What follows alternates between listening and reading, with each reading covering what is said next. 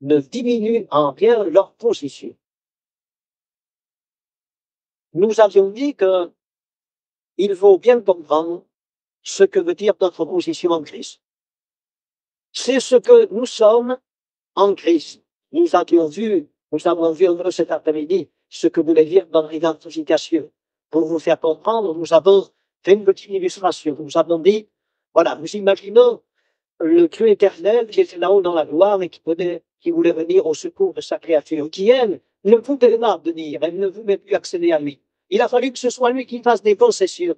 Alors, il avait décidé, bien sûr, nous savons, nous l'avons vu bien souvent dans l'éternité, de descendre et de venir sur la terre. Alors, par son esprit, il a formé un corps pour se rendre accessible aux hommes. Il est descendu, et puis ensuite, il était là à porter à merci des gens. Les comprenants, les aider, les délivrer, leur apporter l'aide et le secours dont ils avaient besoin. Puis, il est mort sur la croix du malheur, et il a appelé, maintenant, bien sûr, il appelle désormais ceux qui viennent à lui. Alors, ceux qui viennent à lui. Alors, ceux qui viennent à lui, qui se soumettent à sa parole, qui osent sa parole, qui obéissent à sa parole, ils sont identifiés avec lui, ils font corps avec le Seigneur Jésus. Alors, la vie de résurrection du Seigneur Jésus, eh bien, c'est leur vie, c'est leur propre vie. Désormais, les saints vont vivre de cette vie de résurrection. Et, bien entendu, ayant fait cette œuvre d'identification, eh bien, les ayant avec lui parfaitement identifiés, alors il les entraîne avec lui dans son sillage, il les introduit dans le ciel. Donc, spirituellement parlant, un enfant de Dieu qui est un saint en Jésus-Christ, eh bien, disons, il est dans les lieux célestes. Avec le Christ, puisque vous l'avez dit, le Christ, il nous a ressuscités ensemble et nous a fait asseoir ensemble avec lui dans les lieux célestes. Chaque fois sur la terre, un chrétien, une créature se convertit et qu'elle est identifiée à Jésus-Christ, spirituellement parlant, d'avoir le dans le ciel, bénéficiaire de tous les avantages, comme le saint le plus ancien, même s'il a 15 ans maintenant, eh bien, il va se retrouver là-haut dans le ciel, spirituellement parlant, bien sûr, puisque le corps est sur la terre, mais nous savons plus que Jésus, tout en étant sur la terre, il était dans le ciel. Donc, c'est cette communion-là laquelle nous sommes appelés, bien sûr, nous sommes comme les lieux célestes. C'est notre position. Nous sommes installés, c'est notre position. Mais dans notre condition, c'est ce que nous allons voir, c'est ce que nous allons accepter, c'est ce que nous allons vivre.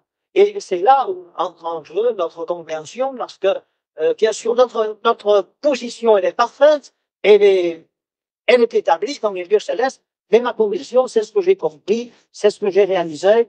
Alors, parfois, je comprends plus ou moins bien, je suis peut-être un retardataire, et j'ai du mal à saisir la position dans laquelle Jésus m'a placé.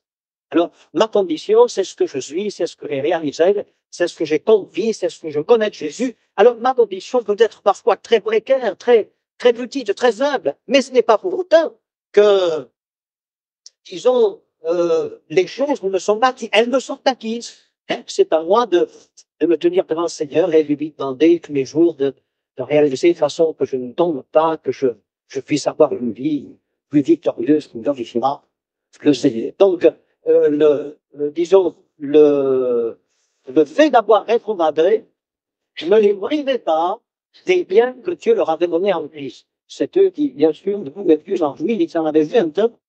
Voyons la primitive église, je sais. Disons, c'était énorme, mais alors, formidable, souvent, mais là, on se dit, on voudrait bien les trouver.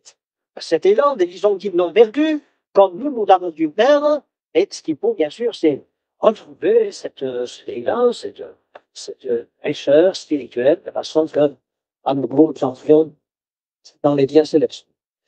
L'apôtre sait fort bien qu'ils sont riches, mais ils sont devenus pauvres. D'ailleurs, vous avez, dans le chapitre 59 des amis, une petite description ici, qui nous montre que, par le manque de vigilance, par le manque de contrôle de soi-même, le péché a commencé à agir. Alors, si nous lisions au chapitre 59, nous comprendions que le péché nous fait et paralyser la vie. Donc, n'oublions pas, avant de lire le texte des Isaïes, que les Hébreux eux-mêmes étaient menacés par l'action du péché. Parce que, au verset 12, il dit bien, prenez garde la prochaine fois que quelqu'un, prenez garde de faire que quelqu'un de un bon bel et l'agréable au moins se détourner du vivant.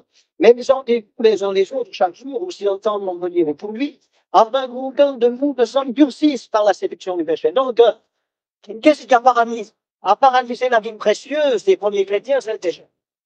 C'est le péché. Aussi, il s'est présenté d'une façon insidieuse, petit, minuscule, et puis petit à petit, il a fait son bonhomme de chemin, comme il le fait dans nos vies, vous le savez. Vous le savez très bien, il suffit que nous rencontrions quelques difficultés, alors il y a des jugements, il y a des réactions intérieures, nous prenons peut-être des positions. Vous le savez, nous sommes tous, disons, à bien comprendre ces choses, parce que le moindre relâchement termine au péché de Saint-Saint, et puis, après, c'est la vie spirituelle. Alors, ici, au verset 9 du chapitre 59 des Aïe, le Romain dit, c'est pourquoi la délivrance c'est loin de nous. Le salut ne nous amène pas, nous amène la lumière, et voici les ténèbres. La clarté, nous marchons dans l'obscurité. Nous tâtonnons comme des aveugles n'ont pas Dieu. Nous tâtonnons comme ceux qui n'ont point Dieu. Nous chancelons à briller comme de nuit. Au milieu de l'abondance, nous ressemblons à des morts. Et puis alors, il y a des grondements, alors nous grondons tous comme des ours. Nous gémissons comme des colombes, nous attendons la délivrance et elle n'est pas là, le salut, et il ne nous attend pas. Et si nous lisions la prière du prophète au chapitre 63, eh bien, le prophète est là dans la terre. Il est dans la tristesse. Et il dit, regarde le ciel et foi, le ta demeure sainte et glorieuse. Ésaïe toujours, 63, verset 15. Où sont ton zèle et ta puissance, le bannissement des entrailles et des formations? Ne seront plus en tirant vers moi, tu es cependant de mon père, car Abraham ne nous connaît pas. Et Israël ignore qui nous sommes, c'est quoi éternel qui est notre père, qui de l'interdité t'appelle notre sauveur. Pourquoi éternel me fais-tu errer loin de tes voies, et endurcis-tu notre cœur contre ta crainte? Reviens pour la route des serviteurs vêtus de ton héritage. Ton peuple de saint n'a possédé le pays que peu de temps. Vos ennemis ont foulé dans le sanctuaire. Nous sommes depuis longtemps comme un peuple que tu ne gouvernes pas. Et qu'il est voulu par ton nom, qu'il est voulu de ton nom. Pour le situer, le relâchons. Pour le comprendre, si nous les gens bien, ton peuple de saint n'a possédé le pays que peu de temps, c'est-à-dire, ensuite il y a plus le même élan, engouement et de force pour les choses spirituelles. Alors, disons, l'héritage que Dieu a mis à ta disposition vient. Il a possédé le pays que peu de temps ensuite.